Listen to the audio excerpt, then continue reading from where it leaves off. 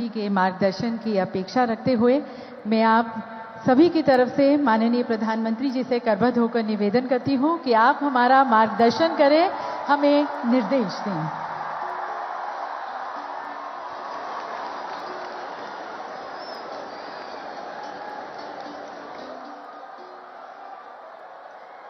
भारत माता की, भारत माता की, भारत माता की। महाराष्ट्र के लोकप्रिय मुख्यमंत्री एकनाथ शिंदे जी, केंद्रीय मंत्रिमंडल के मेरे साथी अनुराग ठाकुर, भारती पवार, निशित प्रामाणिक, महाराष्ट्र के डिप्टी सीएम देवेंद्र फडणवीस, अजित पवार जी, सरकार के अन्य मंत्रीगण, अन्य महानुभाव और मेरे युवा साथियों, आज का ये दिन भारत की युवा शक्ति का दिन है। ये दिन उस महापुरुष को समर्पित है जिसने गुलामी के कालखंड में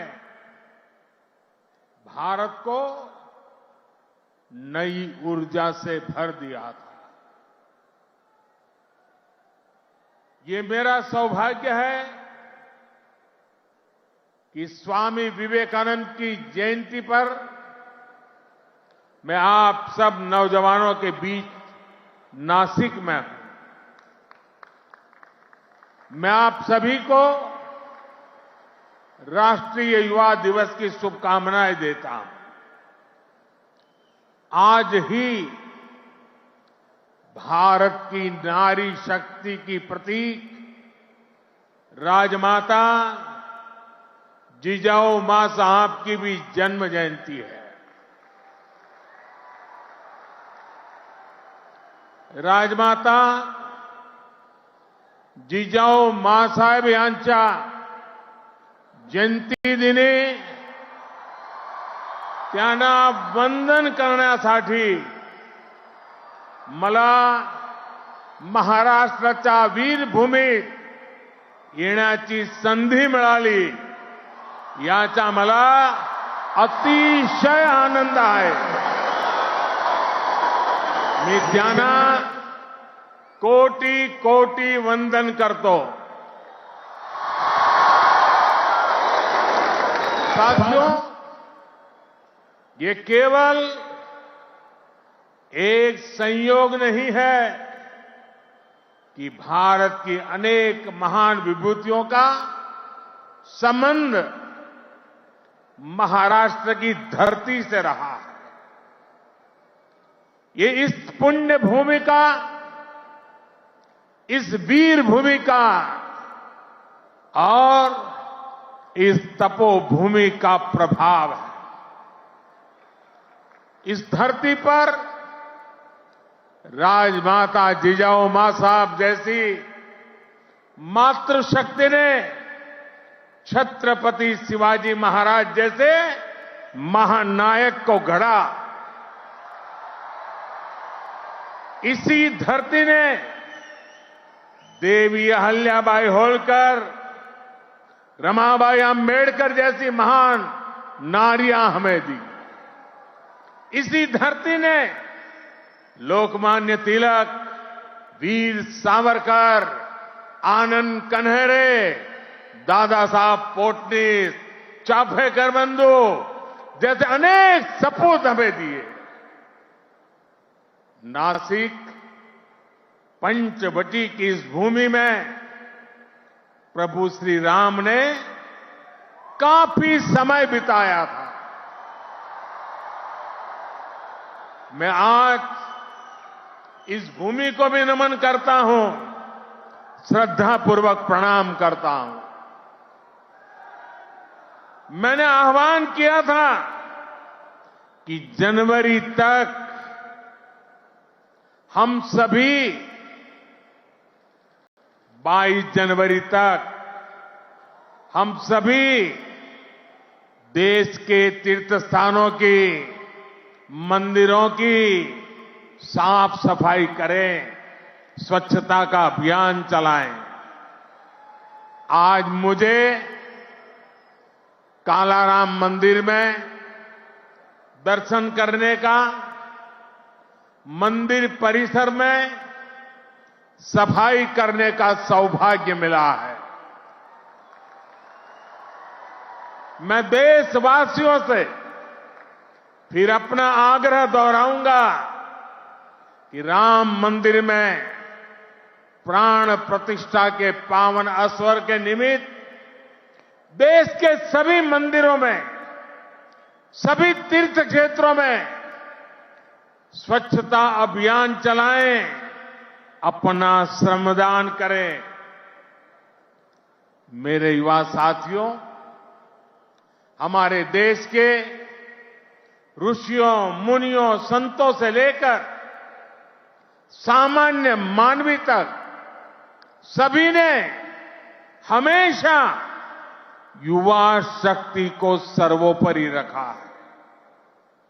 श्री अरविंद तो कहते थे कि अगर भारत को अपने लक्ष्य पूरे करने हैं तो भारत के युवाओं को एक स्वतंत्र सोच के साथ आगे बढ़ना होगा।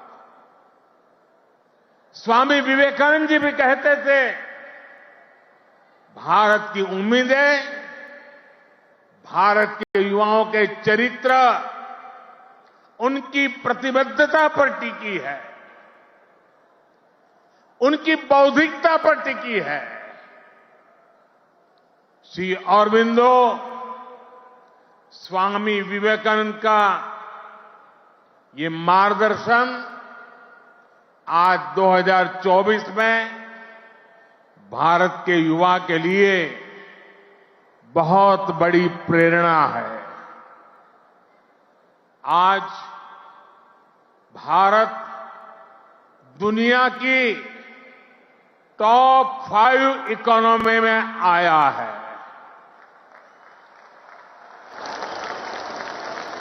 तो इसके पीछे भारत के युवाओं की ताकत है। आज भारत दुनिया के टॉप 3 स्टार्टअप इकोसिस्टम में आया है, तो इसके पीछे भारत के युवाओं की ताकत है। आज भारत एक से बढ़कर एक इनोवेशन कर रहा है।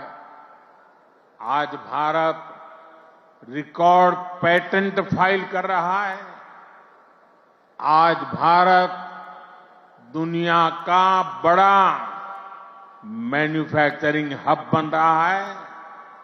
तो इसका आधार भारत के युवा है, भारत के युवाओं का सामर्थ्य है।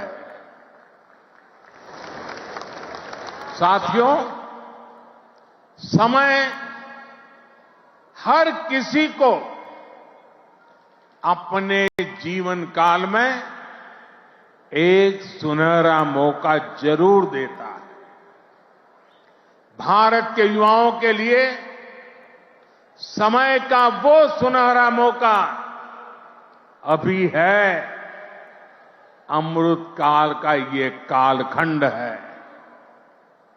आज आपके पास मौका है इतिहास बनाने का, इतिहास में अपना नाम दर्ज कराने का। आप याद करिए, आज भी हम सर एम विश्वेश्वरैया की याद में इंजीनियर्स डे मनाते हैं। उन्होंने 19वीं और 12वीं शताब्दी में अपना जो इंजीनियरिंग कौशल दिखाया, उसका आज भी मुकाबला मुश्किल है। आज भी हम मेजर ध्यानचंद को याद करते हैं। उन्होंने हॉकी की स्टिक से जो जादू दिखाया, वो आज तक लोग भूल नहीं पाए। आज भी हम भगत सिंह, चंद्रशेखर आजाद, बटुकेश्वर दत्त जैसे अनगिनत क्रांतिकारियों को याद करते हैं। उन्होंने अपने पराक्रम से अंग्रेजों को पस्त करके रख दिया था। आज हम महाराष्ट्र की वीर भूमि पर हैं। आज भी हम सभी महात्मा फुले, सावित्रीबाई फुले को इसलिए याद कर रहे हैं क्योंकि उन्होंने शिक्षा को सामाजिक सशक्तिकरण का एक माध्यम बनाया। आजादी के पहले के कालखंड में ऐसे सभी महान व्यक्तित्वों ने देश के लिए काम किया। वो जिए तो देश के लिए, वो जूझे तो देश के लिए, उन्होंने सपने संजोए तो देश के लिए, उन्होंने संकल्प किए तो देश के लिए, और उन्होंने देश को नई दिशा दिखाई। अब अमृत काल के इस कालखंड में आज वो दायित्व आप सभी मेरे युवा साथियों के कंधों पर है। अब आपको अमृत काल में भारत को एक नई ऊंचाई पर ले जाना है। आप ऐसा काम करिए कि अगली शताब्दी में उस वक्त की पीढ़ी आपको याद करे, आपके पराक्रम को याद करे। आप अपने नाम को भारत और पूरी दुनिया में, दुनिया के इतिहास में स्वर्ण अक्षरों में लिख सकते हैं। इसलिए मैं आपको 21वीं सदी के भारत की सबसे सौभाग्यशाली पीढ़ी मानता हूं। मैं जानता हूं आप ये कर सकते हैं। भारत के युवा ये लक्ष्य हासिल कर सकते हैं। मेरा सबसे ज्यादा भरोसा आप सभी पर है, भारत के युवाओं पर है। मैं मेरा युवा भारत संगठन से जिस तेजी के साथ देश के कोने कोने में युवा जुड़ रहे हैं, उससे भी बहुत उत्साहित हूं। मेरा युवा भारत, माय भारत संगठन की स्थापना के बाद ये पहला युवा दिवस है। अभी संगठन को बने 75 दिन भी पूरे नहीं हुए हैं और 1 करोड़ 10 लाख के आसपास युवा इसमें अपना नाम रजिस्टर करा चुके हैं। मुझे विश्वास है आपका सामर्थ्य, आपका सेवा भाव देश को, समाज को नई ऊंचाई पर ले जाएगा। आपका प्रयास, आपका परिश्रम युवा भारत की शक्ति का पूरी दुनिया में परचम लहराएगा। मैं माय भारत संगठन में रजिस्टर कराने वाले सभी युवाओं का आज विशेष अभिनंदन करता हूं और मैं देख रहा हूं माय भारत में रजिस्ट्रेशन में हमारे युवा और हमारी युवतियां दोनों के बीच में कंपटीशन चलती है, कौन ज्यादा रजिस्ट्री करवाए। कभी युवक आगे निकल जाते हैं, कभी युवतियां आगे निकल जाती हैं। बड़ी जोरों की स्पर्धा चल रही है। साथियों, हमारी सरकार को अब 10 साल हो रहे हैं। इन 10 वर्षों में हमने पूरा प्रयास किया है कि युवाओं को खुला आसमान दे, युवाओं के सामने आने वाली हर रुकावट को दूर करें। आज चाहे शिक्षा हो, रोजगार हो, एंटरप्रेन्योरशिप या इमर्जिंग सेक्टर्स हो, स्टार्टअप्स हो, स्किल्स या स्पोर्ट्स हो, देश के युवाओं को सपोर्ट करने के लिए हर क्षेत्र में एक आधुनिक डायनेमिक इकोसिस्टम तैयार हो रहा है। आपको 21वीं सदी की आधुनिक शिक्षा देने के लिए नई राष्ट्रीय शिक्षा नीति लागू की गई है। युवाओं के लिए अब देश में आधुनिक स्किलिंग इकोसिस्टम भी तैयार हो रहा है। हाथ के हुनर से कमाल करने वाले नौजवानों की मदद के लिए पीएम विश्वकर्मा योजना शुरू की गई है। पीएम कौशल विकास योजना की मदद से करोड़ों युवाओं को स्किल से जोड़ा गया है। देश में नए आईआईटी, नए एनआईटी लगातार खुलते जा रहे हैं। आज पूरी दुनिया भारत को एक स्किल्ड फोर्स के रूप में देख रही है। विदेश में हमारे युवा अपना कौशल दिखाया पाए, इसके लिए सरकार विदेश जाने वाले युवाओं को ट्रेनिंग भी दे रही है। France, Germany, UK, Australia, Italy, Austria जैसे अनेक देशों के साथ सरकार ने जो मोबिलिटी समझौते किए हैं, उसका बड़ा लाभ हमारे युवाओं को मिलेगा। साथियों, युवाओं के लिए नए अवसरों का आसमान खोला जाए, सरकार इसके लिए हर क्षेत्र में पूरी शक्ति से काम कर रही है। देश में ड्रोन सेक्टर के लिए नियम सरल बनाए गए हैं। सरकार आज एनिमेशन, विजुअल इफेक्ट्स, गेमिंग और कॉमिक सेक्टर्स को प्रमोट कर रही है। एटॉमिक सेक्टर, स्पेस और मैपिंग सेक्टर को भी खोला गया है। आज हर क्षेत्र में पिछली सरकारों से 2 गुनी, 3 गुनी रफ्तार से काम किया जा रहा है।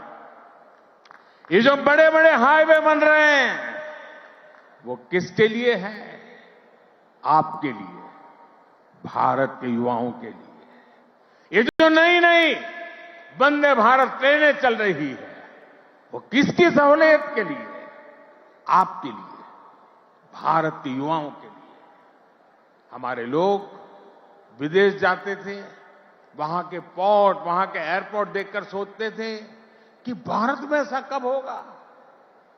आज भारत के एयरपोर्ट्स दुनिया के बड़े से बड़े एयरपोर्ट का मुकाबला कर रहे हैं। कोरोना के समय आपने देखा है, विदेशों में वैक्सीन के सर्टिफिकेट के नाम पर कागज थमाया जाता। ये भारत है जिसने हर भारतवासी को वैक्सीन लगाने के बाद डिजिटल सर्टिफिकेट दिया। आज दुनिया के कितने ही बड़े देश हैं जहां पर लोग मोबाइल डेटा इस्तेमाल करने से पहले 100 बार सोचते हैं। वहीं आप भारत के युवा हैं जो इतना सस्ता मोबाइल डेटा इस्तेमाल कर रहे हैं कि दुनिया के लोगों के लिए अजूबा है, कल्पना से परे है। साथियों, आज देश का मिजाज भी युवा है और देश का अंदाज भी युवा है।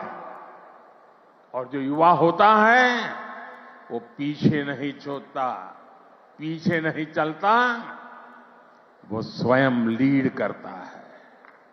इसलिए आज टेक्नोलॉजी की फील्ड में भी भारत फ्रंट से लीड कर रहा है। चंद्रयान और आदित्य L1 उसकी सफलता हमारी आंखों के सामने है। Made in India INS Vikrant जब समंदर की लहरों से टकराता है तो हम सभी का सीना चौड़ा हो जाता है। जब लाल किले से मेड इन इंडिया तोप गरजती है तो देश में एक नई चेतना जग जाती है। जब भारत में बना फाइटर प्लेन तेजस आसमान की ऊंचाई नापता है तो हम गर्व से भर जाते हैं। आज भारत में बड़े बड़े मॉल से लेकर छोटी छोटी दुकान तक हर तरफ UPI का इस्तेमाल हो रहा है और दुनिया हैरान है। अमृतकाल का आरंभ गौरव से भरा हुआ है। अब आप युवाओं को इस अमृतकाल में इससे भी आगे लेकर जाना है, विकसित राष्ट्र बनाना है। साथियों, आपके लिए ये समय सपनों को विस्तार देने का समय है। अब हमें केवल समस्याओं के समाधान नहीं खोजने हैं, हमें केवल चुनौतियों पर विजय नहीं पानी है, हमें खुद अपने लिए नए चैलेंजेस तय करने होंगे। हमने 5 ट्रिलियन इकोनॉमी का लक्ष्य सामने रखा है। हमें दुनिया की तीसरी सबसे बड़ी अर्थव्यवस्था बनना है। हमें आत्मनिर्भर भारत अभियान के सपने को सिद्धि देनी है। हमें सर्विसेज और IT सेक्टर की तरह भारत को विश्व का मैन्युफैक्चरिंग हब भी बनाना है। इन आकांक्षाओं के साथ साथ भविष्य के प्रति हमारी जिम्मेदारियां भी है। जलवायु परिवर्तन की चुनौती हो, प्राकृतिक खेती को बढ़ावा देना हो, हमें लक्ष्य बनाकर तय समय में इन्हें प्राप्त करना है। साथियों, अमृतकाल की आज की युवा पीढ़ी पर मेरे विश्वास की एक और वजह है और वो खास वजह है। इस कालखंड में देश में वो युवा पीढ़ी तैयार हो रही है जो गुलामी के दबाव और प्रभाव से पूरी तरह मुक्त है। इस पीढ़ी का युवा खुलकर कह रहा है, विकास भी और विरासत भी। ये लोग आयुर्वेद तो हमारे देश में योग हो या आयुर्वेद हो, हमेशा भारत के लिए एक पहचान के रूप में रहा है। लेकिन आजादी के बाद इन्हें ऐसे ही भुला दिया गया। आज दुनिया इन्हें स्वीकार कर रही है। आज भारत का युवा योग आयुर्वेद का ब्रांड एम्बेसडर बन रहा है। साथियों, आप अपने दादा दादी, अपने नाना नानी से पूछिएगा, वो आपको बताएंगे कि उनके दौर में रसोई में बाजरे की रोटी, कोदो, कुटकी, रागी, ज्वार यही तो हुआ करता था। लेकिन गुलामी की मानसिकता में इस अन्न को गरीबी के साथ जोड़ दिया गया, इन्हें रसोई से बाहर कर दिया गया। आज यही अन्न मिलेट्स के रूप में, सुपर फूड के रूप में वापस रसोई में पहुंच रहे हैं। सरकार ने इन मिलेट्स को, मोटे अनाज को श्री अन्न की नई पहचान दी है। अब आपको इन श्री अन्न का ब्रांड एम्बेसडर बनना है। श्री अन्न से आपकी सेहत भी सुधरेगी और देश के छोटे किसानों का भी भला होगा। साथियों, आखिर में एक बात राजनीति के माध्यम से देश की सेवा की भी करूंगा। मैं जब भी ग्लोबल लीडर्स या इनोवेटर से मिलता हूं तो इनमें मुझे एक अद्भुत आशा दिखती है। इस आशा की, इस आकांक्षा की एक वजह है डेमोक्रेसी, लोकतंत्र। भारत मदर ऑफ डेमोक्रेसी है, लोकतंत्र की जननी है। लोकतंत्र में युवाओं की भागीदारी जितनी अधिक होगी, राष्ट्र का भविष्य उतना ही बेहतर होगा। इस भागीदारी के कई तरीके हैं। अगर आप सक्रिय राजनीति में आते हैं तो आप परिवारवाद की राजनीति के प्रभाव को उतना ही कम करेंगे। आप जानते हैं कि परिवारवाद की राजनीति ने देश का कितना नुकसान किया है। लोकतंत्र में भागीदारी का एक और महत्वपूर्ण तरीका है कि आप अपनी राय वोट के जरिए जाहिर करें। आप में से बहुत से लोग ऐसे होंगे जो इस बार जीवन में पहली बार वोट डालेंगे। फर्स्ट टाइम वोटर्स हमारे लोकतंत्र में नई ऊर्जा और शक्ति ला सकते हैं। इसलिए वोट करने के लिए आपका नाम लिस्ट में आए, इसके लिए जल्दी से जल्दी सारी प्रक्रिया पूरी कर लीजिए। आपके पॉलिटिकल व्यूज से ज्यादा जरूरी है कि आप देश के भविष्य के लिए अपना वोट डालते हैं, अपनी भागीदारी कराते हैं। साथियों, अगले 25 वर्षों का यह अमृतकाल आपके लिए कर्तव्य काल भी है। जब आप अपने कर्तव्यों को सर्वोपरि रखेंगे तो समाज भी आगे बढ़ेगा, देश भी आगे बढ़ेगा। इसलिए आपको कुछ सूत्र याद रखने होंगे। जितना हो सके आप लोकल को, स्थानीय प्रोडक्ट को प्रमोट करिए। मेड इन इंडिया प्रोडक्ट का ही इस्तेमाल करिए। किसी भी तरह की ड्रग्स और नशे की लत से बिल्कुल दूर रहिए। इन्हें अपने जीवन से दूर रखिए। और माताओं, बहनों, बेटियों के नाम अपशब्दों का, गालियों का इस्तेमाल करने का जो चलन है, उसके खिलाफ आवाज उठाइए, इसे बंद करवाइए। मैंने लाल किले से भी इसका आग्रह किया था, आज फिर से दोहरा रहा। साथियों, मुझे विश्वास है आप सब, हमारे देश का एक एक युवा अपने हर दायित्व को पूरी निष्ठा और सामर्थ्य से पूरा करेगा।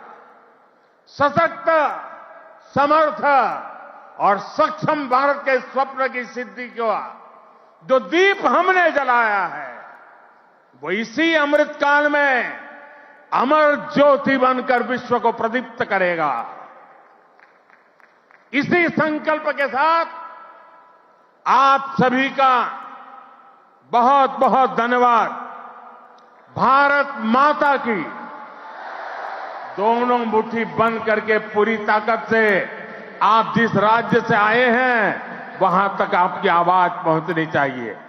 भारत माता की, भारत माता की, भारत माता की, भारत माता की, वंदे वंदे वंदे वंदे वंदे वंदे वंदे वंदे वंदे